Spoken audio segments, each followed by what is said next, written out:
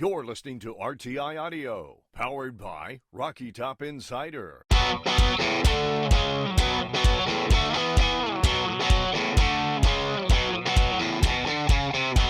This is Pancakes and Bacon with VFL, Kyler Kerbyson, and Reed Bacon.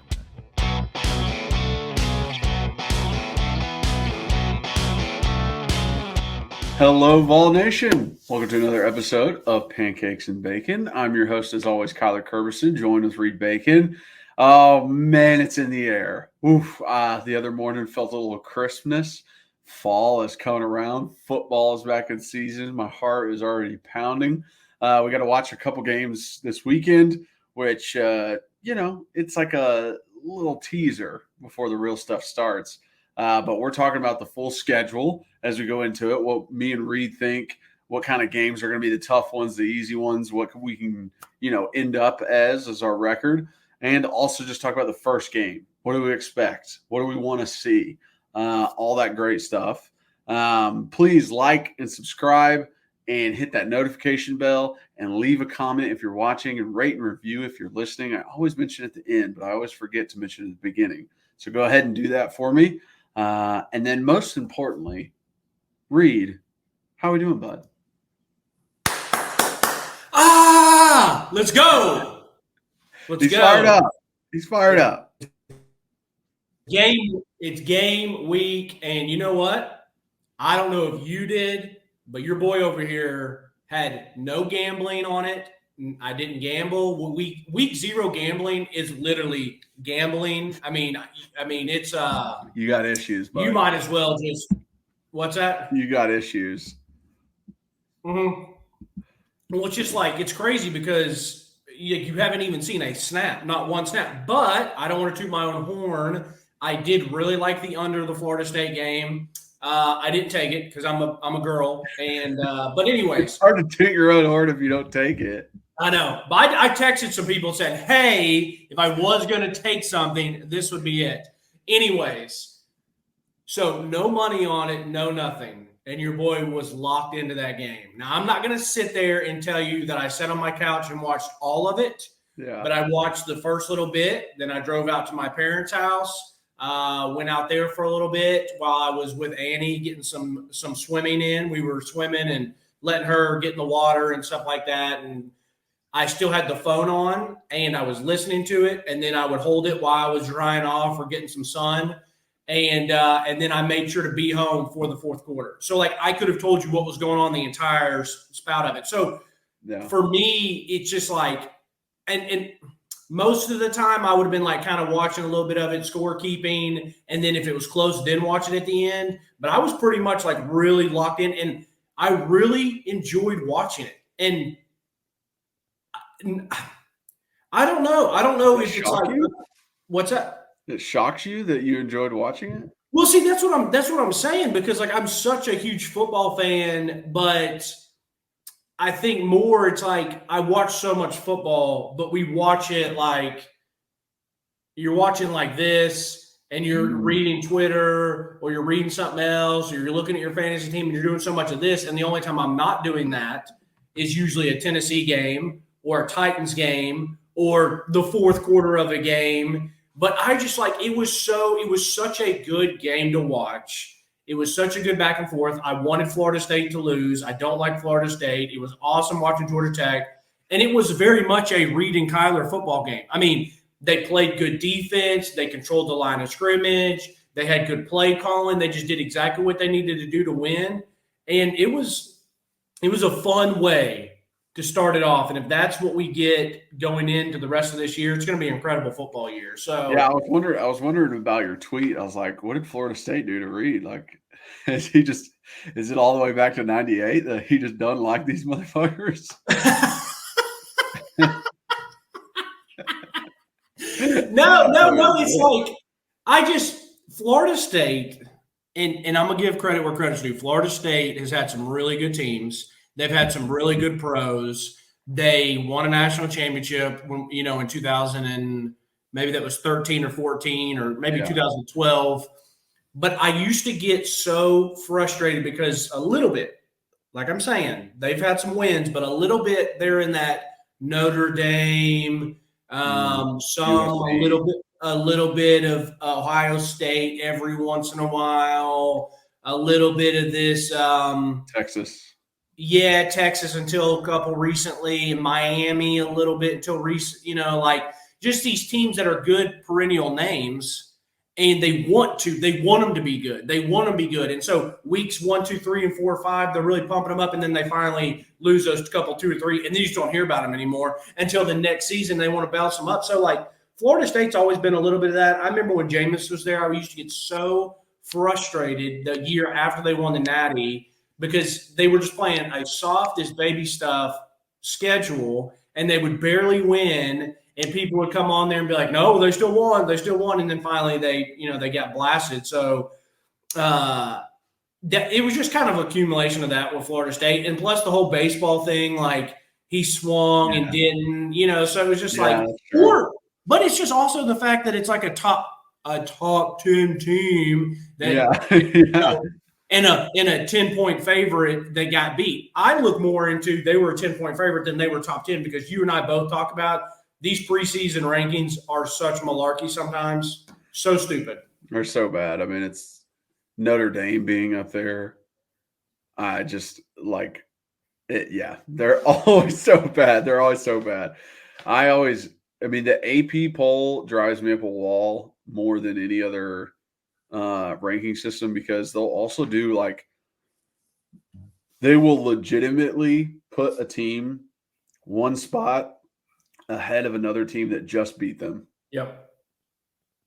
They will put them one spot ahead. Insane. And it's absolutely insane. It makes zero sense. It's like one team was 10 and one team was 17, and then 17 beat the 10, and they'll put them at 12 and 11. Mm-hmm. Or 13 and 12. And it's like, what are we doing here? You guys are like, it's almost petty.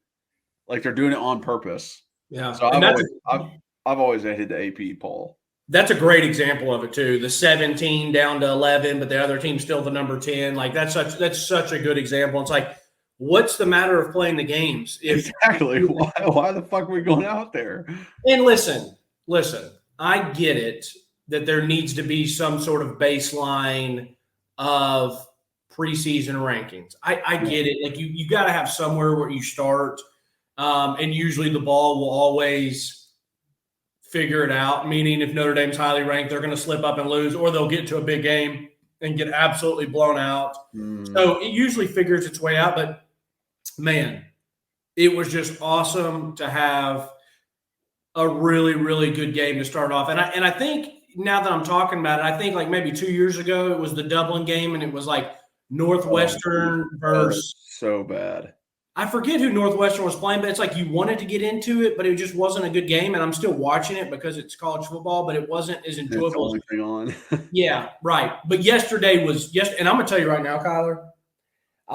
So my dad and I do thoroughly enjoy watching the high school games on Thursday nights, but this week they had a Thursday and Saturday night. And the Thursday night game was Anderson County and Powell, which was a pretty good game. And then last night was West versus Bearden. And I was thoroughly impressed and really enjoyed watching that game. I'm talking, it was very back and forth. It went to a couple overtimes. Those boys were thumping out there. I'm talking both those teams were playing really, really hard, physical. And it was like, in one thing my dad mentioned, and I was like, you know what, you're right. I kind of thought the same thing, was when one team would have something bad, you never saw them drop their head. You never saw them they just were like, let's keep playing, let's keep going, which ties in a little bit about my quote that I'll get to here in a second. But it was cool to watch that. It was cool to see that, because that's pretty rare in high school. A lot of times some people will kind of throw in the towel. Yeah, the big things affect them a lot more.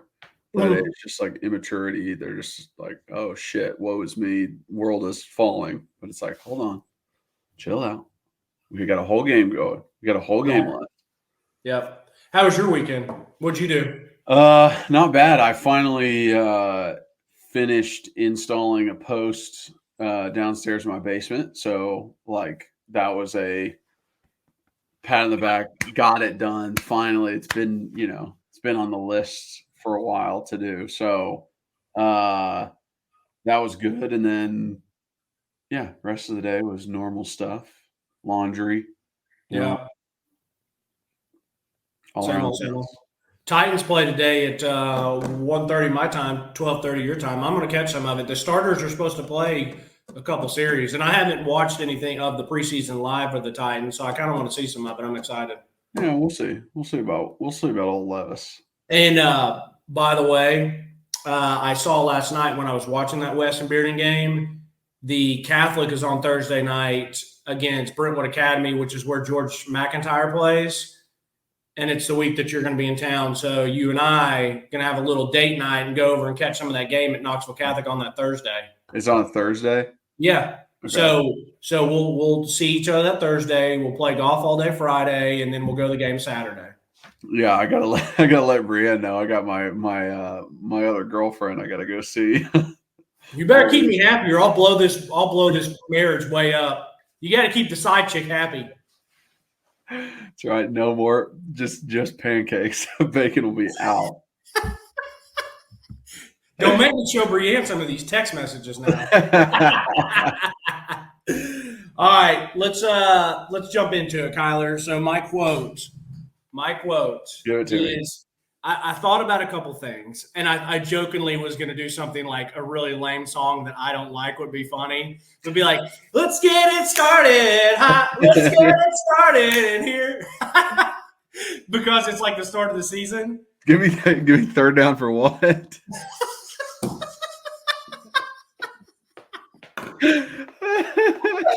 I'm so proud of myself and so happy. I never liked that. I was so against it. And I had buddies that were like, I think they knew deep down in their heart it was kind of lame, but they still liked it.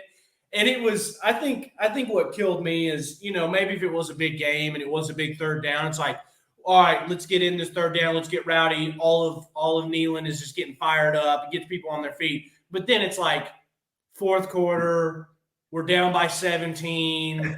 The game's over. And it's like you hear the song come on because they're trying. It's like, turn it off. Turn it off. Well, listen, it was good for 1 year because that's when the song actually was popular. It was during the 1 year. It's not a tradition. It's not good enough to be a tradition going forward. And also we weren't winning a lot of games that year that we had it. So it's like you can't really go back to it. It's kind of like how we haven't touched the orange helmets yet in 2 years because of what happened in South Carolina. It's like we kind of want to give it some time. I agree. And, the third down it's the third down in any stadium. They all kind of have their own big deal. And I'm fine with when the PA announcer comes down and he goes, it's third down. And then, okay, everyone get up, get loud, get crazy. I'll tell you one that I do think is pretty unique and pretty cool, and a couple different colleges do it. But they played the Purge. You know those movies, The Purge? Mm. And they play that, that's pretty hype. But you have to be really good. And so I feel like these third downs for these teams that are 5-5 and they're not very good, it's like you're playing that's like, well, you're not a bunch of killers. You're 5-5. Like, what are we doing?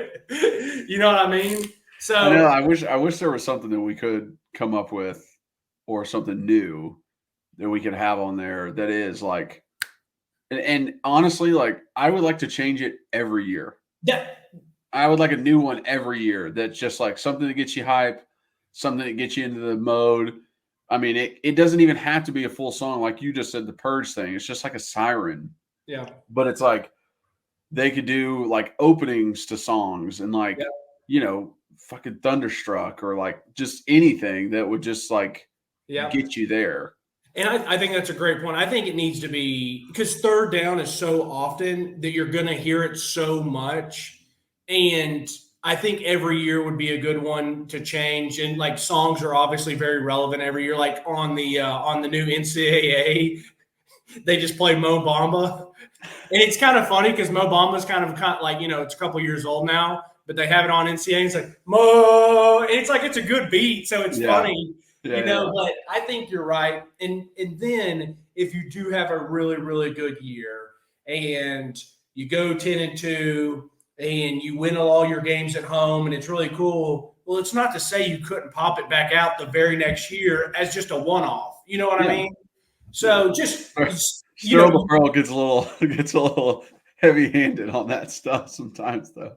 Dude, Megan and I were talking about Sterling the Pearl yesterday. The guy's probably a super, super nice, good guy. And he's great. He's a great guy. And he's just doing his job. But there was a billboard with him on it. And I was like, ugh. I don't think I'm ready for all that yet. I think it's the worst in basketball because it's more intimate and stuff. Yeah. But, he's a good guy. He's just doing what he needs to do. But what you were saying is, say if 1 year you have a really good year and it's the third down for what, the next year you do the purge noise. Well, it's not to say that one big game out of nowhere, everyone's expecting the purge noise, and then you throw down third down for what, and everyone's like, oh, yeah. Like, you can still mess with it that way. Yeah. Anyways. So we've done song quotes. I did a quote of myself yesterday or last week, but it really wasn't my quote. But Kyler, going into the season, I was thinking about, joking like it's getting started, get started on a good note, anything like that. And I was like, no, I'm not feeling that. Let me say something like that after we beat the brakes off UTC and get a good start under our belt. And it's like, hey, let's keep this start going. So the quote is from a fan favorite. There's not one person listening to this podcast that does not love this player.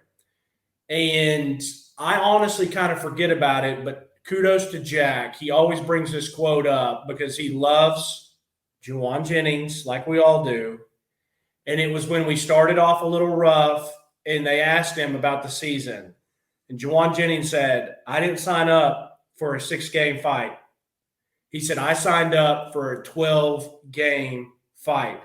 Yeah. And it was like, yes. And it truly takes somebody a little bit special for that. And I'll be honest, because I can talk for myself. I'm never going to quit. I'm never going to give up. I'm not going to not try hard and prepare and do all those stuff. But when you lose a game or two, it hurts. And it does take that extra motivation to – it just takes a little bit more because you feel like your season goals are maybe not where they wanted to be. Yeah. And to have that true leadership where you know the guy is going to come in and work really hard every day. He's going to practice really hard. And on Saturdays, he is going to play like his life depends on it. Mm-hmm. So when that guy is my teammate and he says that shit, I'm like, you know what? F it. Like, let's go, bro. If we win one game, it's going to be a street fight for 60 minutes. Let's get that one win. Like, there's something about it, and as hard as it is once you lose a couple, but I'll never forget that quote, and it is, I didn't come here for a 6-game fight. I'm here for a 12-game street fight, and that's what it's about, and we're talking about the schedule this week, and there's going to be ups and downs, and you better get ready for it. I love it. I thought you were going to maybe put down a pull the rag out of your ass. Did Juwan Jennings say that? Not quite. Not quite. Oh, gosh. What are you looking at? I'm just texting wifey. Okay.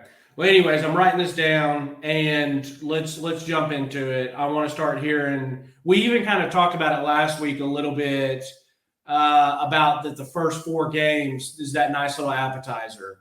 So let me hear your first – you can jump your first 2, first 3, first 4, whatever.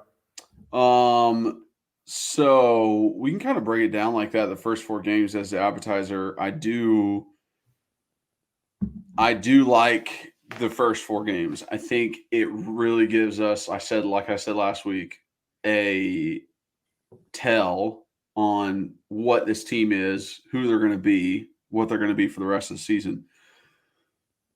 You start with your UTC, which we'll get into. And really a spot to kind of figure things out. I always love having a cupcake to start. Like, you do? I do, because I know for a fact there are going to be dumb errors that it's like you wouldn't expect in a typical, 5 games into the season. There's going to be freaking false starts and holding penalties and pass interferences or MAs and the linebacker doesn't get back into coverage or like just stuff like that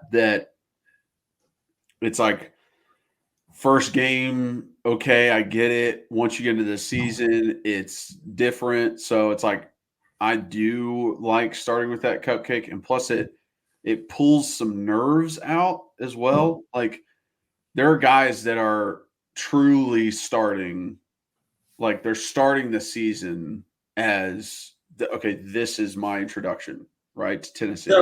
So even when you were a player, and we'll say selfishly, you're going into your senior year, you're super comfortable, you're excited, you're fired up. Instead of playing Bowling Green in Nashville when it's 1,000,000 degrees, you would rather play that than have you're going to a Florida State or something? Yes. Okay. This is the first game. Yeah, okay. Just to get the jitters out of the way. Okay. So I like the UTC. I think NC State, neutral site, still in Carolina, but I think we'll travel really well. So I think it could easily be half and half or we overtake. But I like that game as like I don't think that's the challenge game. Like I know what you said last week where you're like, we got to watch out for NC State. You know, this is a team, da da da. Like I don't see that game as much of a challenge. I see it as like Pittsburgh when we played at Pitt, and like it was a good game to tell us where we're at. But the whole time I was like, we should win this game. We should win this game. Even during the game, I'm like, we should win this. We are better than this team. Okay. Then you got Kent State, another easy one, and then Oklahoma. Away, Oklahoma.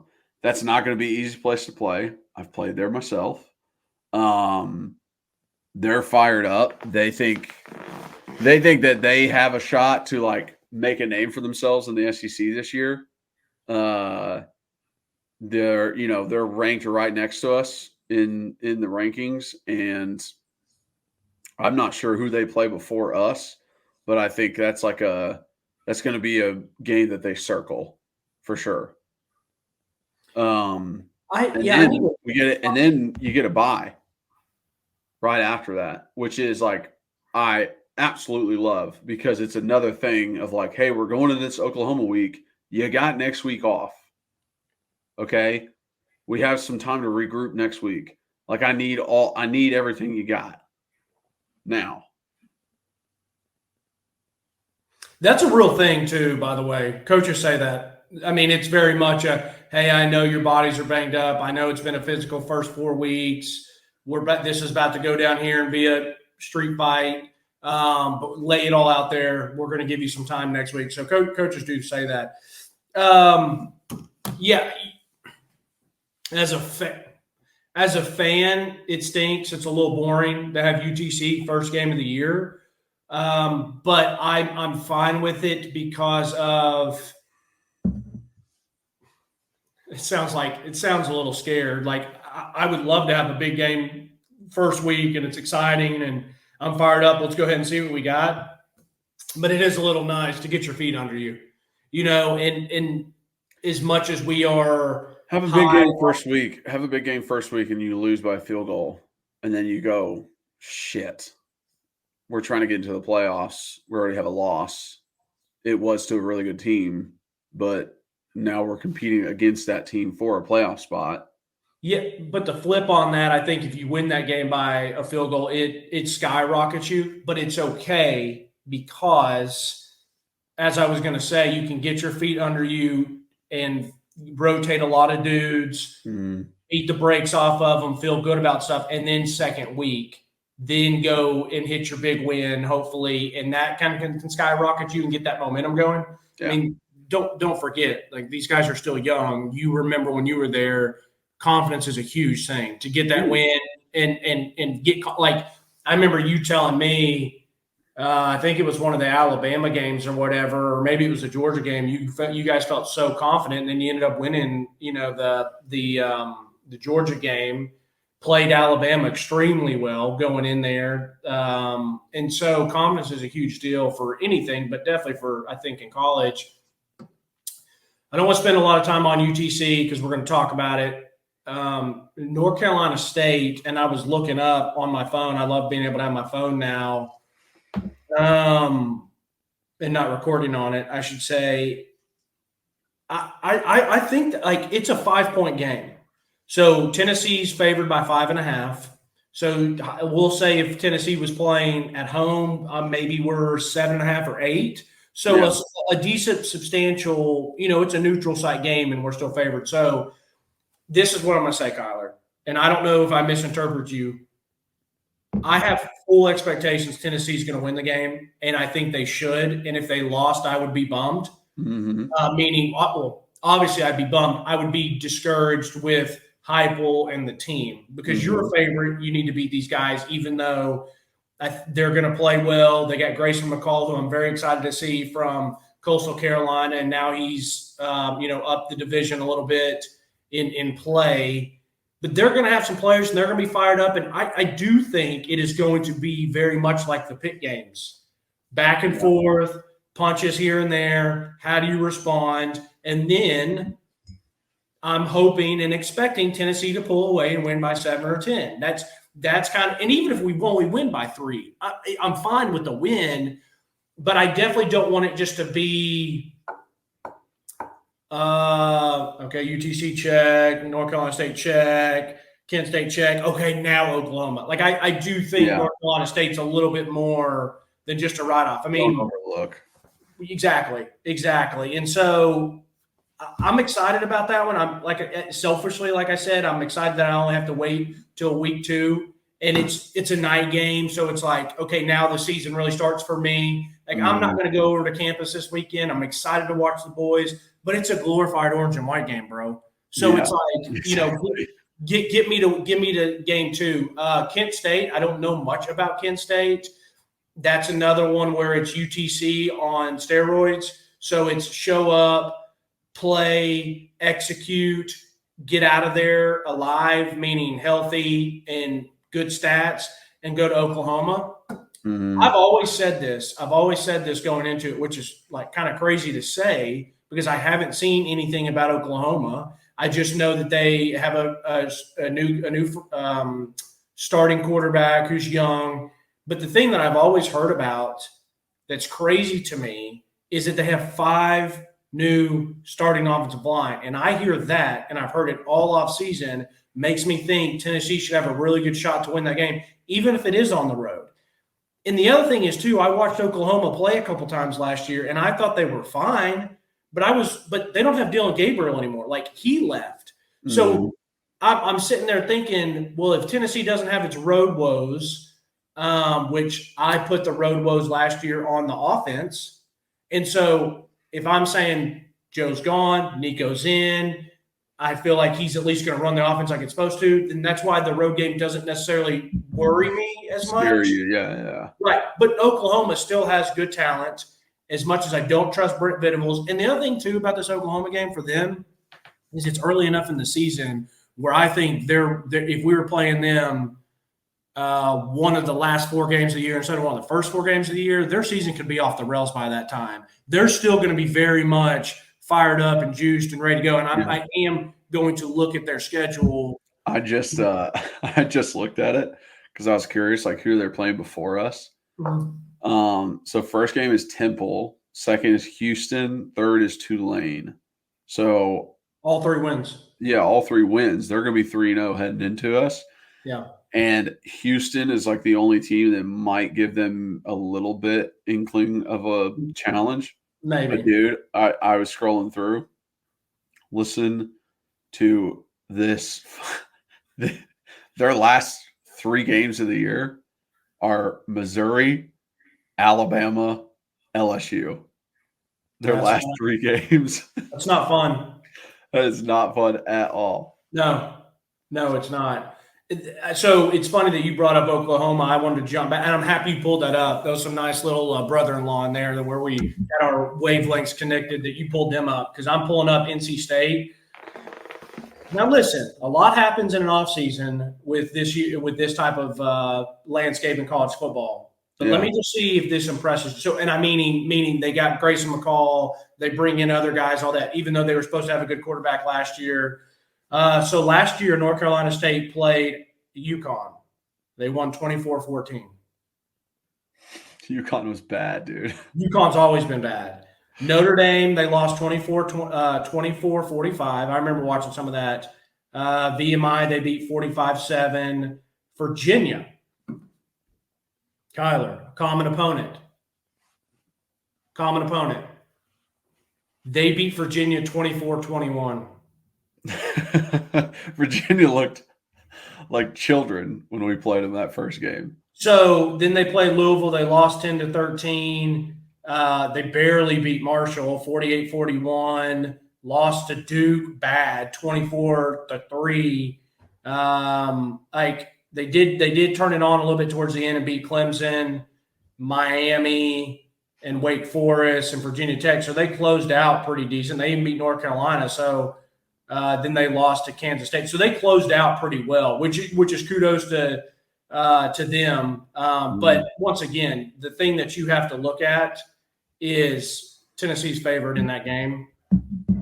That doesn't mean everything, but it's saying that people that know, and we'll see how those lines adjust. Yeah. If it adjusts much after week one, but like Tennessee's supposed to win that game. So through those first four games, what's your prediction?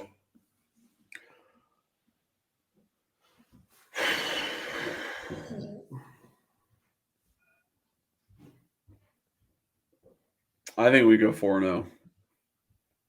I mean, the Oklahoma game was the one I'm,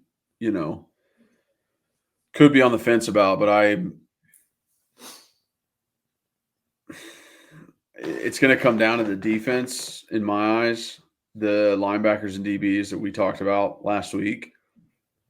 And if I have a healthy Keenan Pili and improved Arian Carter and T-Lander, I'm going to be pretty happy with our linebacker group. I think so. And I do have really good feelings about some of the young guys in the DB room, even though they haven't played, which is just another such important thing to have UTC, to have Kent State. Even though they have not actually gotten a lot of playing time, it's I remember when we went through their films coming from high school. I remember how much we loved Ricky Gibson. I love Jordan Matthews. I hate the fact that Jordan Thomas got hurt because we loved him too. But it's just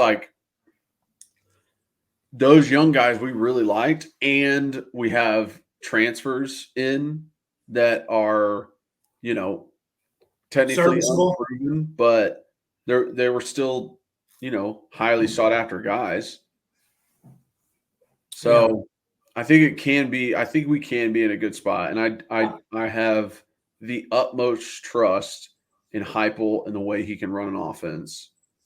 So, and I don't know if I would say highly sought after those transfers. I would think they're serviceable, good transfers. We didn't get Caleb Downs or one of those type dudes, but I'm going to say this.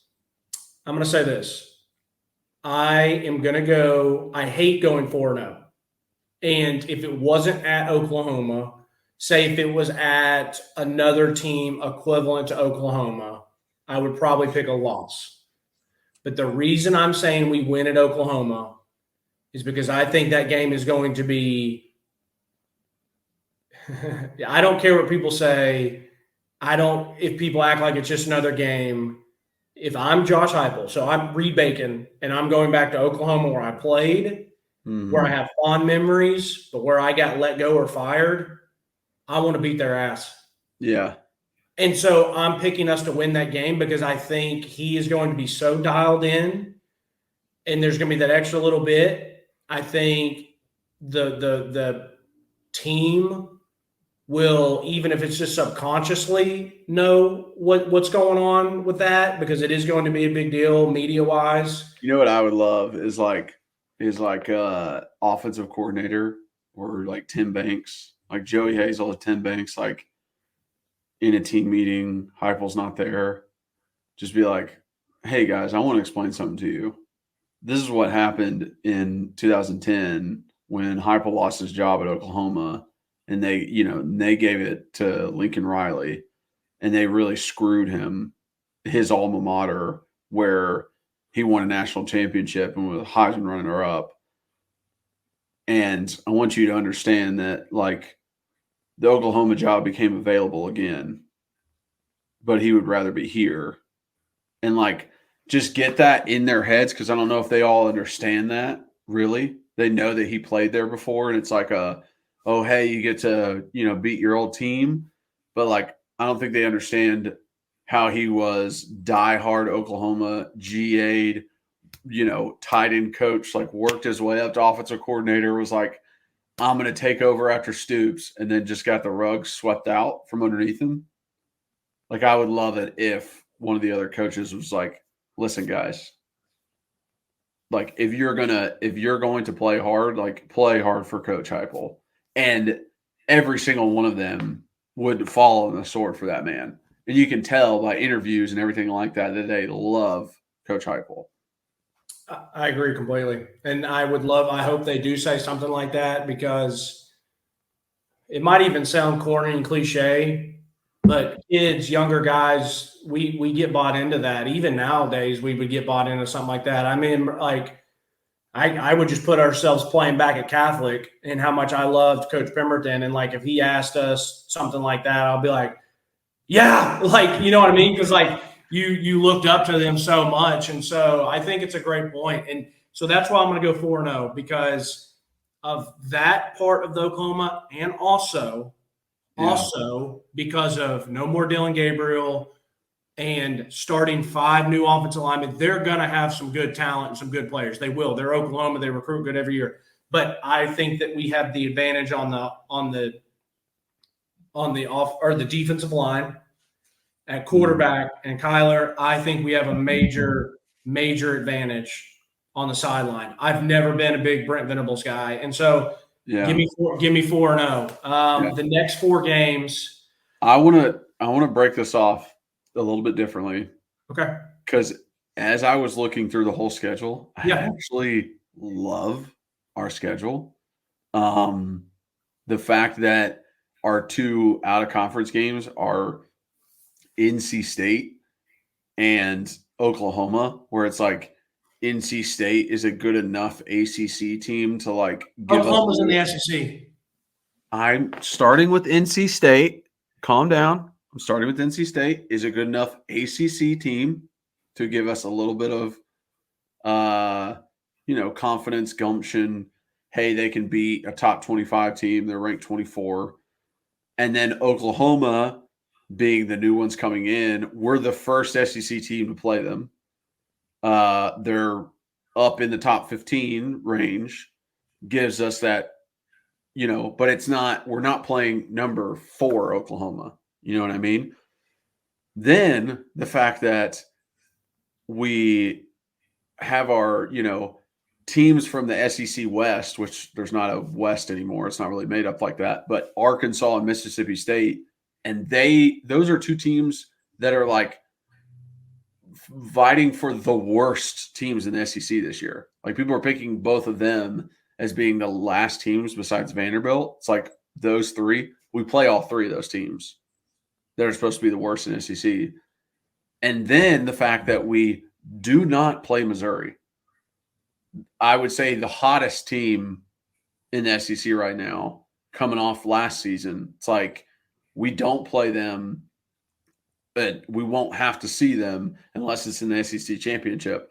Like, the more I look at the schedule, the more I'm like, I really like this schedule. This schedule is easier than years past schedule. You know what I mean? And it's like you introduced more people into your conference, and it's supposed to be harder because of the way they lay everything out. Like, I almost think this is easier than previous years. Tennessee got a good draw this year for sure. There was plenty of times where when I was in college and you were playing, and then right after that, all of our West opponents were LSU when they were number one, Ole Miss when they were actually good for the first time since Eli Manning, Auburn, Mississippi State. We played Mississippi State when they were halfway decent. Last time we played Arkansas is when they had Brett Bielema, and they were a pretty good, solid team. Mm-hmm. So it did feel as if we were catching the West at the highest points of them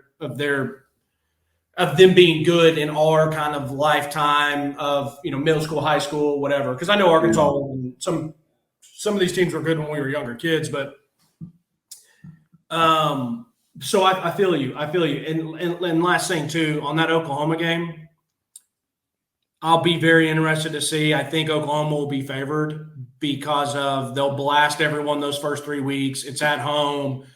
So they might be favored by 1, 2, 3, 4, 5-ish. And if we lose that game, I will obviously be very, very bummed and upset. Depending on what my eyes show me. And if we lost that game by 1, 2 or a last second field goal or whatever, I personally will not be, oh, woe is me, because there is still so much season left, and there's still a lot of opportunity to get that other big win that you need to kind of jump back in the ranks. So yeah. I just want to make that known. Okay, so we have a bye week. So I wanted to go the next 3. Okay. And then 5. Okay. Got it. So reason being I wanted to go the next 3 is because after those 3, after Alabama, another bye week, which it's like it sets up the way this sets up. I absolutely love, because it's like, here's your biggest game out of your first 4. It's Oklahoma. It's a revenge game for your head coach. You need to put everything into it, and you got to rest week after. Next 3, you got a down Arkansas team. You got a big rival in Florida at home, which is going to be your first like really big home game. Yeah. Okay, of the season. Then you got Alabama. You got your biggest, longest running rival, the team that you can take down, that you can make it to where, 2022 wasn't just a fluke win, right? That Nick Saban is no longer there. The ghost of Christmas past, he ain't there no more. Okay. So this is a different Alabama team, and you have a bye week right after. Mm-hmm.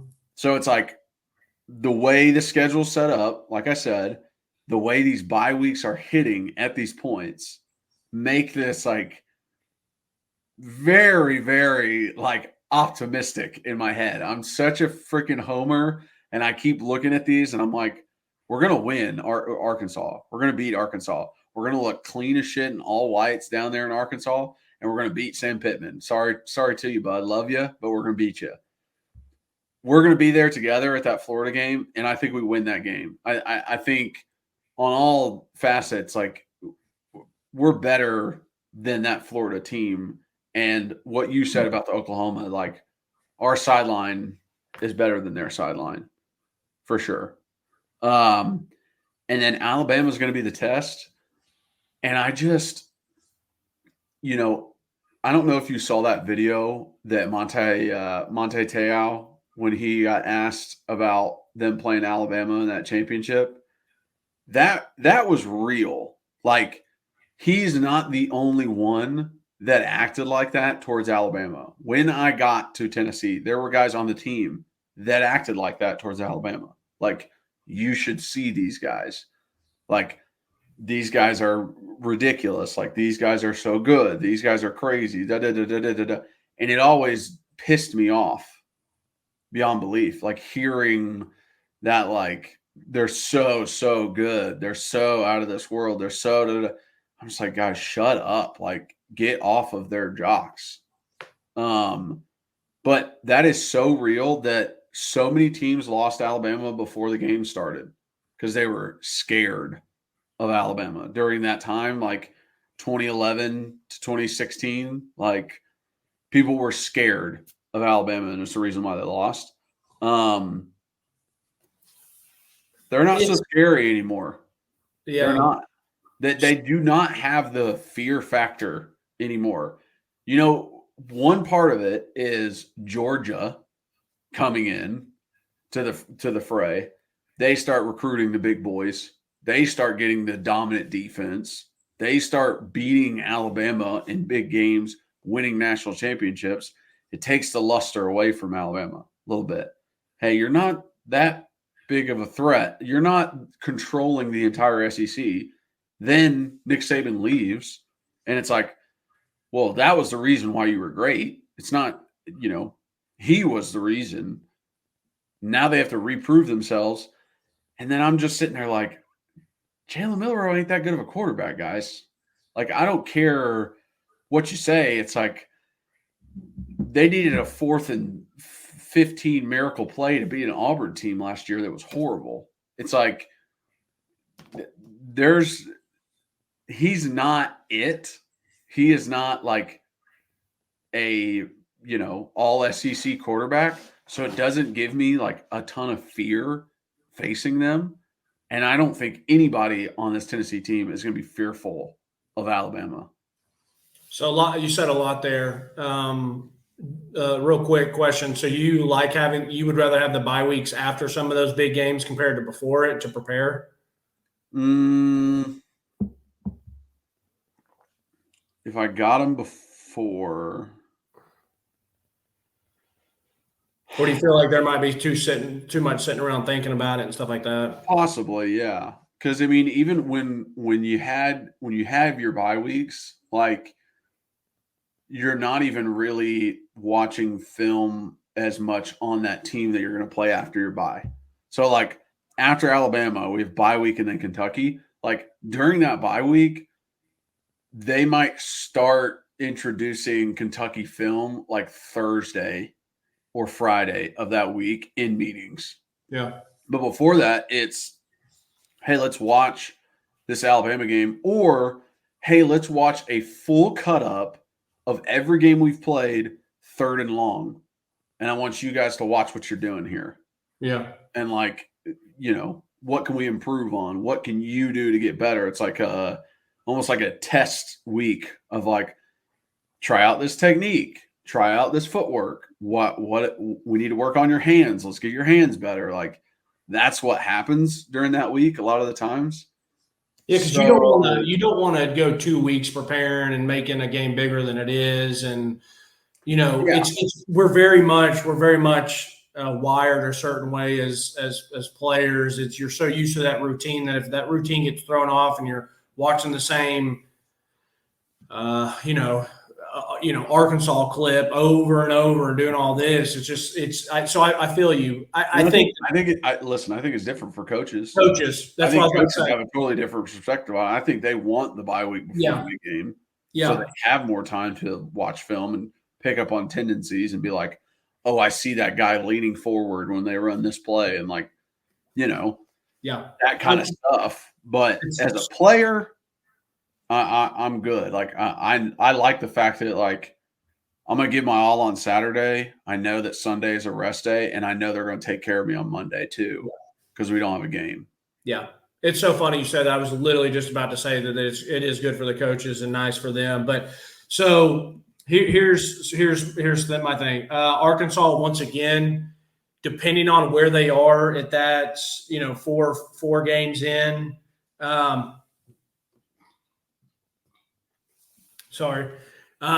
Depending on where they are, Sam Pittman's on the hot seat. That's probably a tougher place to play than people think.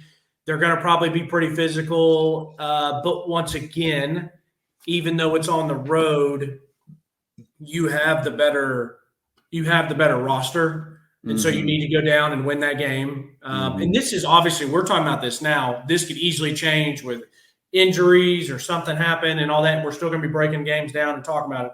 Yeah. But sitting at where we're sitting now, you're going to be favored to win that game.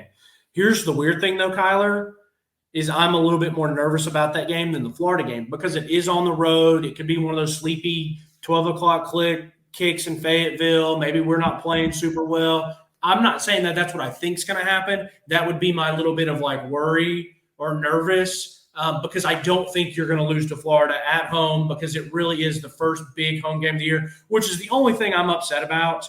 as a fan that I have to go till October before a really, really good home game. But what were you going to say?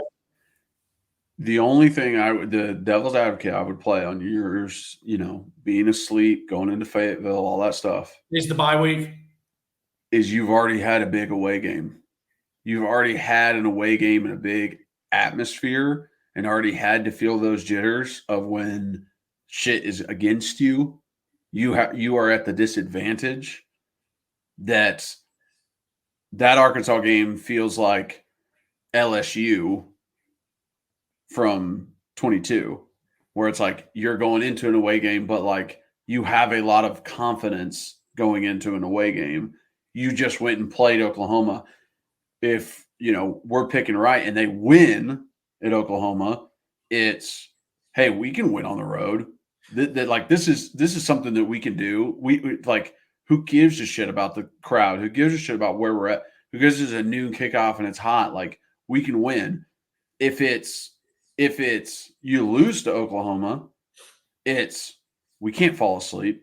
We can't be. This is a road game. These are tough environment. Like, I think having that Oklahoma away game preps you for the next away game.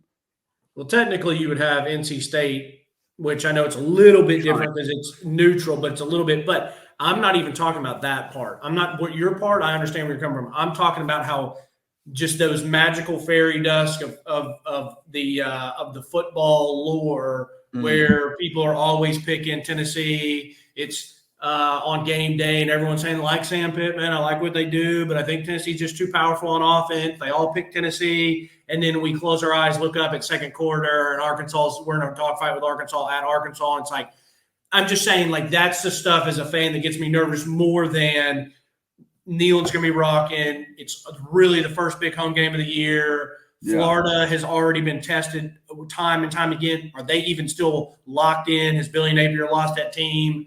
And we come out and blast. So I'm just saying, I think we win both the games. I'm just, at this point in time, I would be a little bit more nervous of that awkward travel into Arkansas, one of those. So then you come to Alabama, and, I might have gotten a little too premature excited about Saban leaving. By the way, side note, I know that I've talked about my love for Nick because I just love greatness and I respect what he did. But I watched him yesterday on College Game Day. I thought he was awesome. He was, and I don't know if it's because when he's been on there before and he was still coaching, I thought he was really good. But now he's like out. And I feel like he talks really free, and I don't think he gives you a bunch of coach speak like I was worried about. I thought he was really good. So I'll be interested when you catch Game Day and if you see if you like it. But I thought he was great on there. It's still out for me about they're obviously not going to be as good as they were with him. But I still think they're going to be a good program. They still have a lot of blue chip talent on that roster. Kellen DeBoer is a good coach as of last year, what he did with Washington. Now he had Penix. He had a NFL quarterback. He had NFL receivers, and he's playing in that conference. So he had Oregon's number, which was his run big test of the year. So I'm very much not, in my opinion, I'm not overblowing him. I thought the coaching job he did last year was clearly good, but I think there was some stuff that was maybe in his favor. So I don't want to say just because Nick Saban's gone, we're going to automatically win that game, because the talent is still there. Kellen DeBoer is still a good coach. I need to watch him in his first year there to see how it goes. I disagree with you on Jalen Milroe. Jalen Milroe is not a good quarterback throwing of the football, but the guy is a good college quarterback in the fact that if they run him with his legs, I could see him being an absolute nightmare for teams. I'm saying if they run him 14 to 19 to 20 times a game, the dude is big, he is physical, he is fast, and it is very hard to stop a running quarterback. And Tennessee has had a lot of issues. And I can just have these envisions of our linebackers getting blocked, the defensive line not eating up the blocks like they need to, and then we got Andre Turrentine or Will Brooks one-on-one with Jalen Milroe trying to make a tackle, and it might not end well. That game to me, and we'll see how Alabama looks as an offense, but I'm talking strictly on our defense, their offense, that it could be kind of hard for us if they control how that game starts with they're controlling the line of scrimmage. They're able to run. They can do play action. They can get him out of the pocket. That's why that game makes me a little bit nervous. And,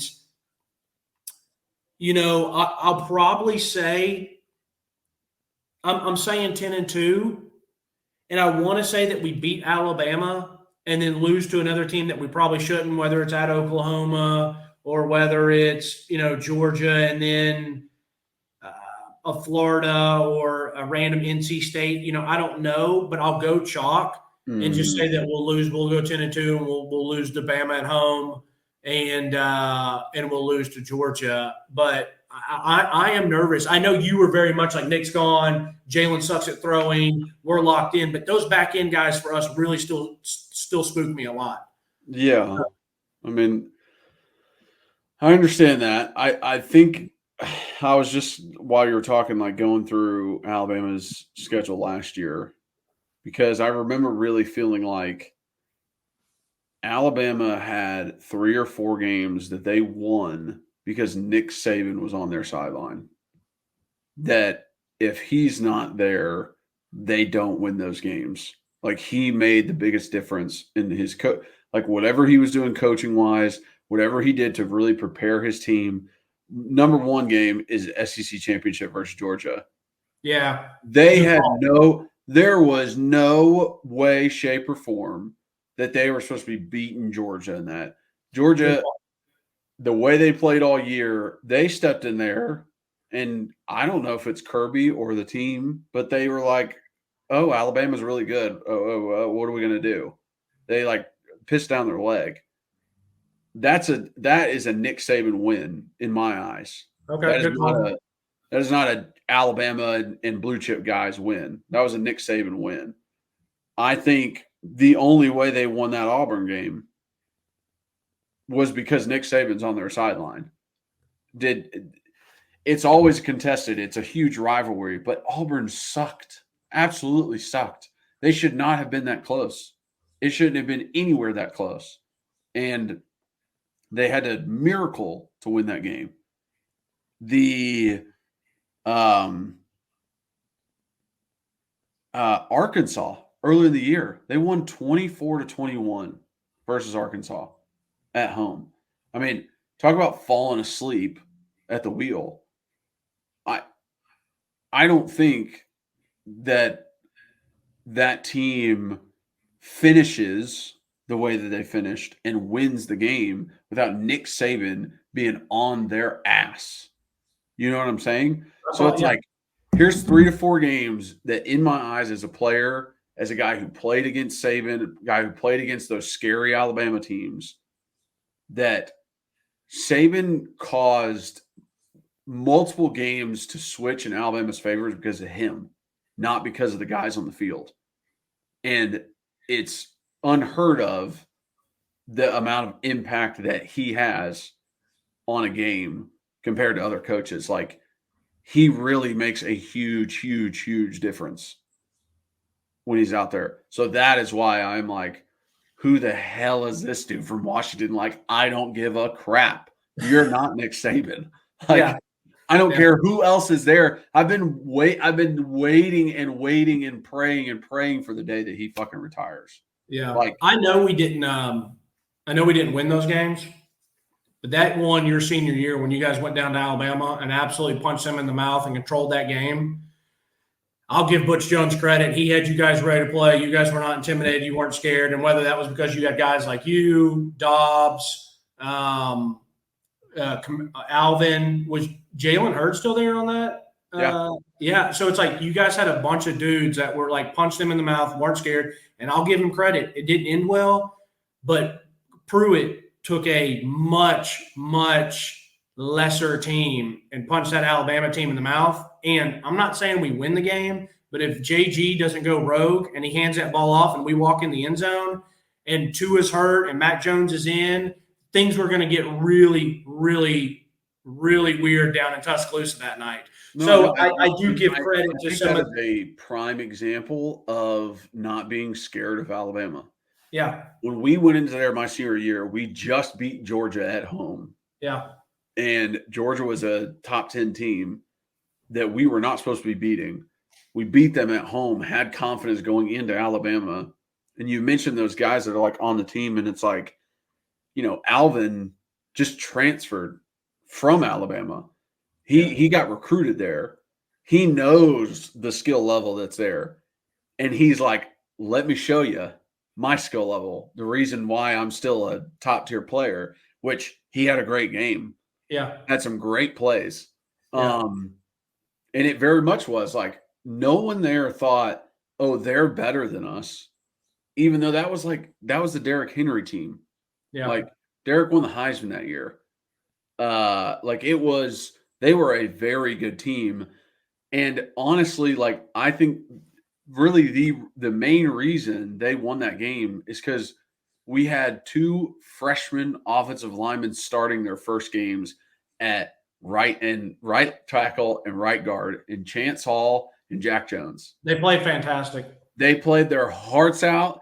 They played as well as they could have, but they're freaking freshmen going against big boys on that defensive line that are very experienced. And that was a disadvantage. It just is. And there's nothing that Jack and Chance could have done about it.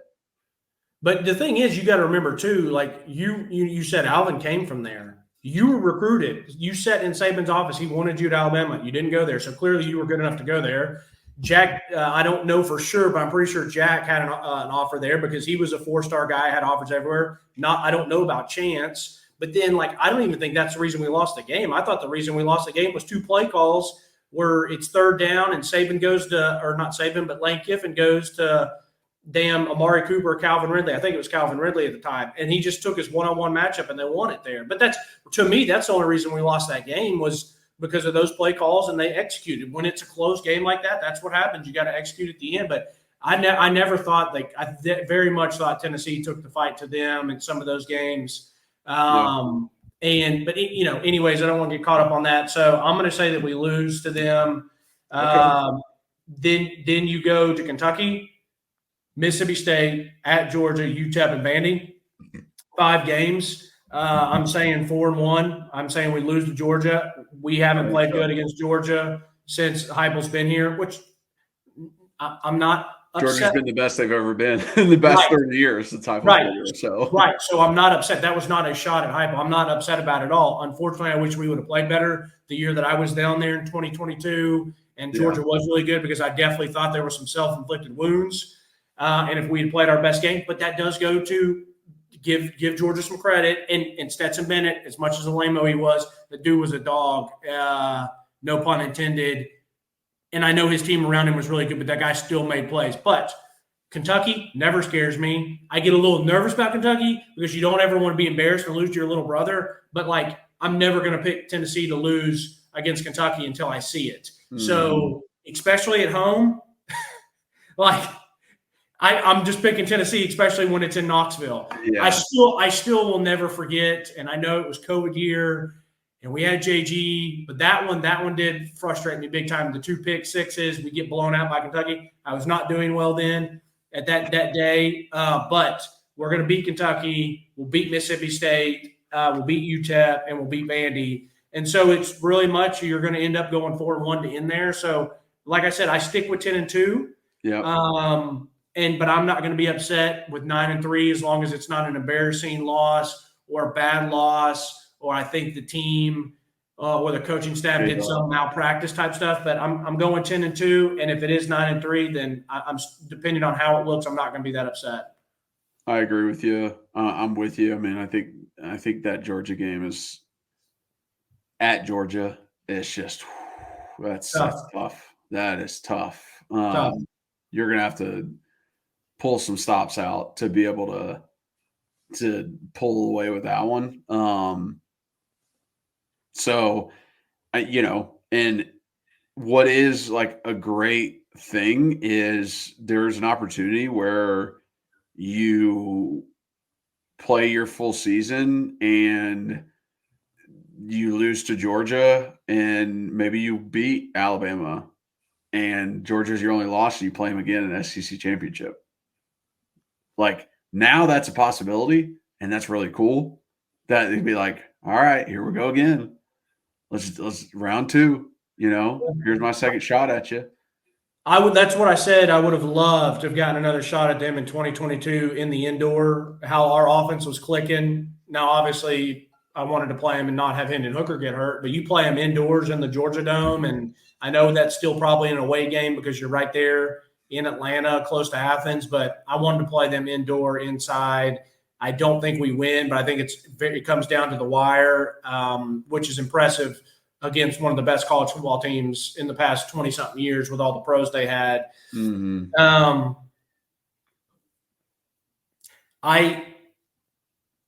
Last thing I'll say on the whole season, and then we'll go to Vols and UTC and get out of here quick, but I'm confident and feel okay saying 9-2 because I like the schedule, how it shakes out, and because I'm so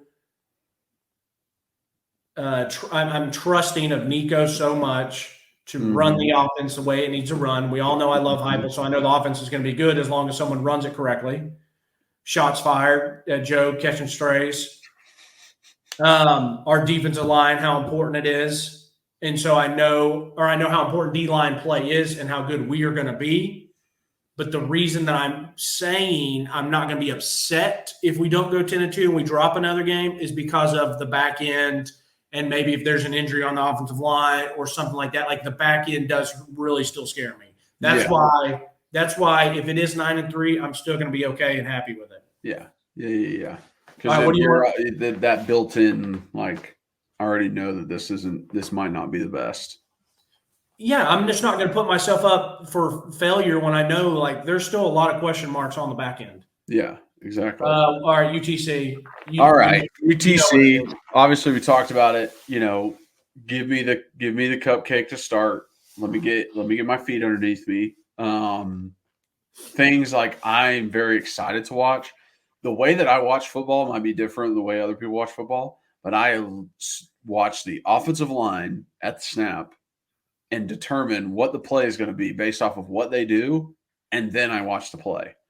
Like, literally, ball snaps, I watch what they're doing, and I'm like, oh, they're running counter. Oh, they're running power. Or, oh, it's a pass, and they're slide protecting this way. And then my eyes back up to the quarterback, and I'm like, okay, where's he going with the ball? So, first and foremost, I'm very excited to watch the offensive line. Very excited. I'm very excited to watch the tackles. I want to watch John Campbell again. I want to watch and see if he's gotten even better. I want to watch Lance Hurd.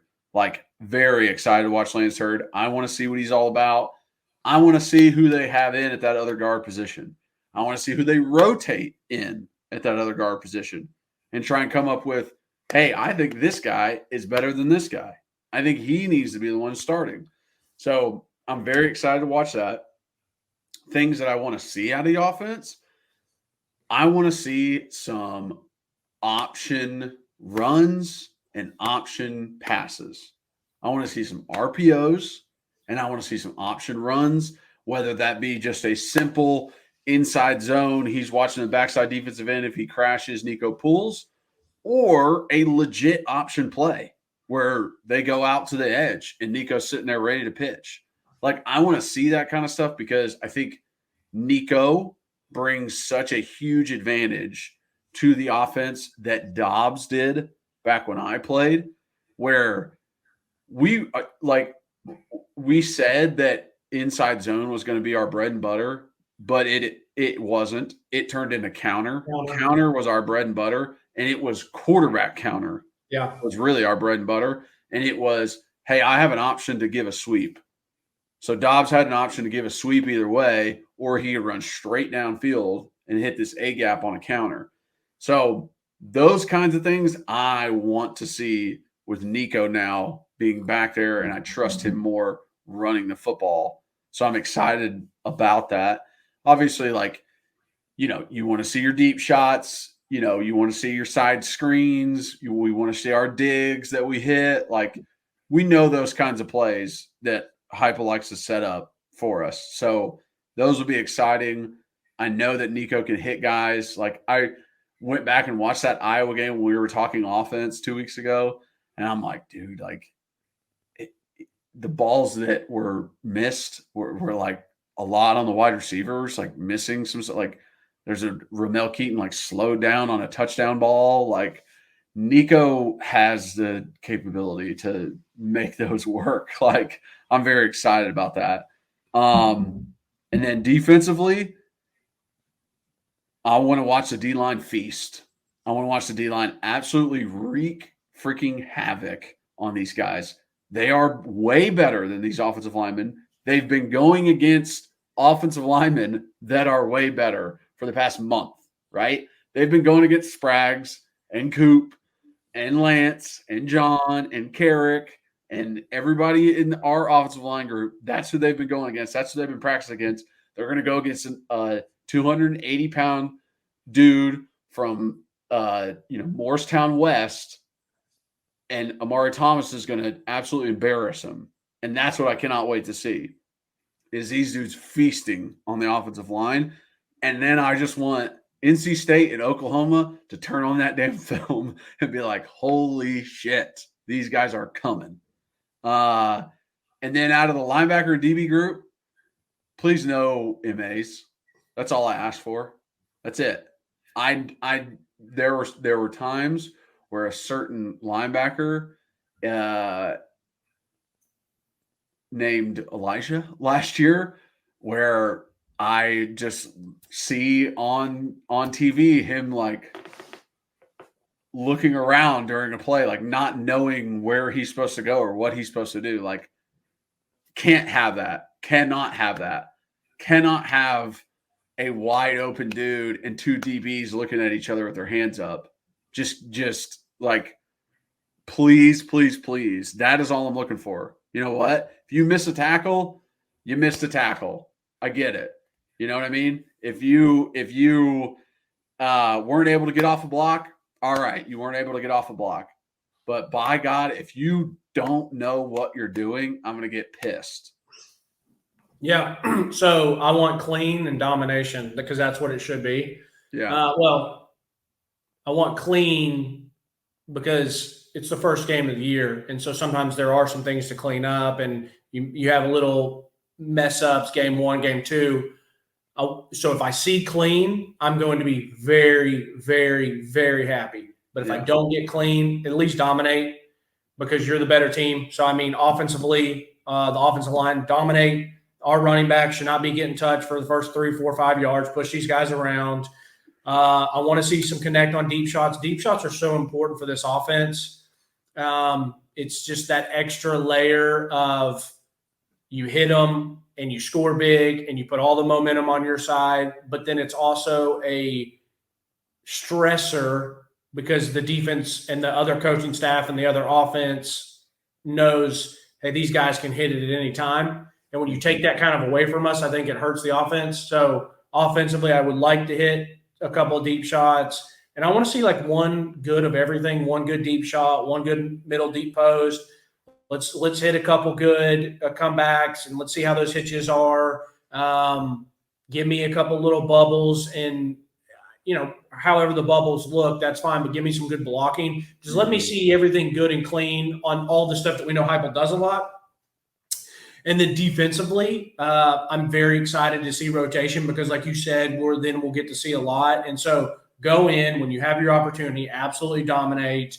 If you read your keys, physically, more athletic, you're going to dominate these guys. So go dominate them. I do not want a point. Go ahead and pride yourself on not giving up a touchdown.